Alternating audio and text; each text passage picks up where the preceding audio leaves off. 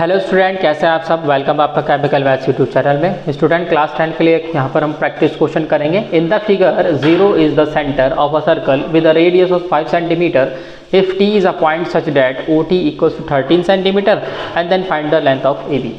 यानी ये जो आपको सर्कल है, सर्कल के अंदर आपको सेंटर O दे दिया है, ठीक है, और उसकी रेडियस आपको दे दी है 5 सेंटीमीटर सर्कल की, और एक एक्सटर्नल पॉइंट है T, जिस पॉइंट से हमने सर्कल के ऊपर दो टेंजेंट्स डाली हुई हैं। एक पॉइंट P पर है और एक पॉइंट Q पर है, ठीक है। और आपको पता है कि सेंटर से अगर हम जो टेंजेंट जहाँ पर टच कर रही है सर्किल को, वहाँ तक की अगर हम लाइन ड्रॉ करें तो वो जो रेडियस है वो उस टेंजेंट के परपेंडिकुलर होती है। तो ये मैंने सॉल्यूशन में लिख लिया कि एंगल OPT 90 डिग्री होगा। 90 डिग्री क्यों होगा? क्योंकि OP परपेंडिकुलर है PT के, ठीक है।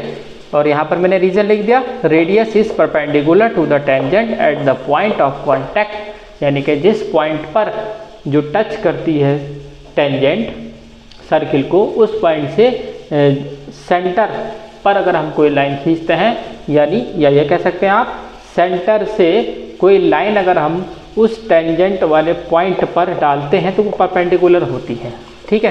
तो ऑब्वियसली फिर एंगल P जो होगा, यानी एंगल OPT, वो 90 डिग्री होगा। अब इसका फ़ायदा क्या होगा? इसका फ़ायदा ये होगा स्टूडेंट्स कि हम ट्राइंगल OPT के अंदर काम करेंगे, ठीक है, लेकिन हमें फाइंड AB करना है। देखिए करते कैसे। तो इन ट्राइंगल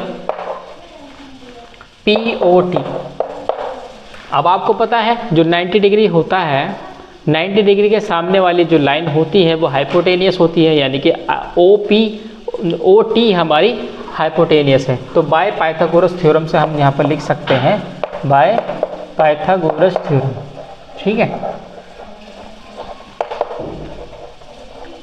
हम लिख सकते हैं OT का स्क्वायर इक्वल होगा OP का स्क्वायर प्लस PT का स्क्वायर, यानी OP का स्क्वायर प्लस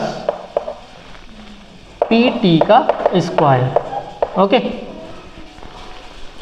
OT हमें कितनी दे दी स्टूडेंट? 13 सेंटीमीटर हमें दे रखी है। तो 13 का स्क्वायर इक्वल्स टू OP जो कि हमारी रेडियस है वो हमें 5 दे रखी है, 5 का स्क्वायर इक्वल्स प्लस PT हमें नहीं पता, PT हमें निकालनी है, ठीक है। 13 का स्क्वायर हम करेंगे, आ जाएगा 169 इक्वल्स टू 5 का स्क्वायर होता है 25 प्लस PT का स्क्वायर। 169 में से जब हम माइनस करेंगे 25 को तो आ जाएगा स्टूडेंट 144 इक्वल्स टू PT का स्क्वायर, ठीक है।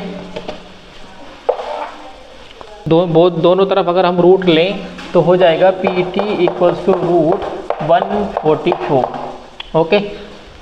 रूट लेने के बाद PT का स्क्वायर था तो PT बाहर ही आएगा। अब 144 का जो रूट होगा वो कितना होता है? 12 होता है स्टूडेंट्स। तो ये आ गया हमारा 12 सेंटीमीटर। तो हमारी जो PT है वो हमारी आ गई है 12 सेंटीमीटर, ठीक है। ये आप नोट कर लीजिए, हम देखते हैं फिर आगे चलते हैं क्वेश्चन में। तो student, tangents drawn from an external point to a circle are equal in length, यानी जैसे मान लीजिए यहाँ पर हमारे पास ये एक पॉइंट है T। इस पॉइंट से मैंने सर्कल के ऊपर दो टेंजेंट्स डाली हुई हैं, P पॉइंट पर, एक Q पॉइंट पर। तो PT इक्वल होगा QT के, क्योंकि अभी मैंने बताया कि जो एक्सटर्नल पॉइंट से अगर हम सर्कल पर टेंजेंट डालते हैं तो उनकी लेंथ इक्वल होती है, लेकिन वो सेम पॉइंट से आनी चाहिए। तो इस वाले टेंजेंट के लिए भी पॉइंट T है और इस वाले टेंजेंट के लिए पॉइंट T है, ठीक है। ये समझाने के लिए था, लेकिन वो जो टेंजेंट है वो दो टेंजेंट कौन सी वाली की बात कर रहा हूँ? देखिए यहाँ पर एक पॉइंट एक्सटर्नल, बाकी सब भूल जाइए आप। ये पॉइंट A है, यहाँ पर इस पॉइंट से मैंने यहाँ पर एक टेंजेंट डाली P पॉइंट पर, और इसी पॉइंट से एक टेंजेंट मैंने यहाँ डाली E पॉइंट पर। दोनों की दोनों A पॉइंट से आ रही हैं, तो AP इक्वल होगा AE के। इस कंक्लूजन से हम लिख सकते हैं AP इक्वल है AE के, ओके स्टूडेंट्स, और इसको हम मान लेते हैं x। ठीक है, हमने इसको क्या मान लिया, x मान लिया। अब इसका फ़ायदा क्या हुआ, इसका फ़ायदा ये होगा स्टूडेंट्स, अब हम काम करेंगे ट्राइंगल AET के अंदर। अब हम काम करेंगे ट्राइंगल AET, ठीक है, जिसकी मदद से हम AE निकालेंगे। अब आप यहाँ पर देखिए कि OT कितना है हमारा, 13 है ना, क्वेश्चन में आप देख सकते हैं 13 है, और OE भी तो रेडियस है। अरे भाई ये पॉइंट सर्कल पे ये तो है, और सेंटर से सर्कल पे पॉइंट, जो सर्कल पे पॉइंट होता है वहाँ तक की डिस्टेंस रेडियस ही तो होती है, तो ये 5 सेंटीमीटर है। ठीक है, तो ET कितनी बची, ET कितनी बची, OT माइनस OE करेंगे तो हम 13 माइनस 5 तो कितना बचा, 8 बचा, 8, यानी ET जो डिस्टेंस है स्टूडेंट्स वो 8 बची हमारी, है ना, 8 सेंटीमीटर बची। ठीक है, अब हम काम करने जा रहे हैं ट्राइंगल AET के अंदर। ठीक है, तो हमें ये पता लग गई 8 है, और जो AT है ये नहीं पता, A और PT पता है पूरी, PT तो 12 है लेकिन AT नहीं पता। ठीक है, लेकिन AP पता है, X है। तो मैं यहाँ पर लिख सकता हूँ, मैं यहाँ पर स्टूडेंट्स क्या लिख सकता हूँ,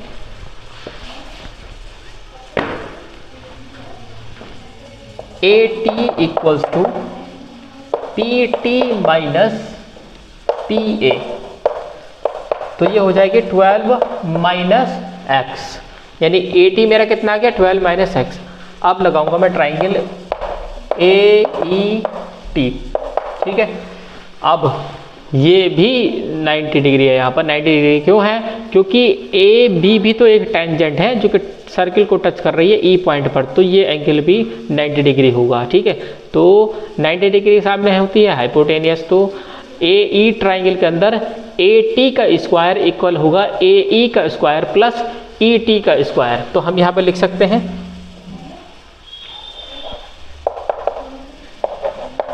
AT का स्क्वायर इक्वल होगा AE का स्क्वायर प्लस ET का स्क्वायर।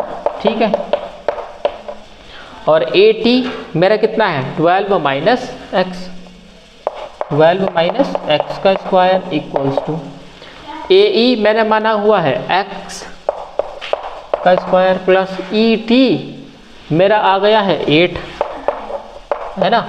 हम इसको सॉल्व कर लेते हैं।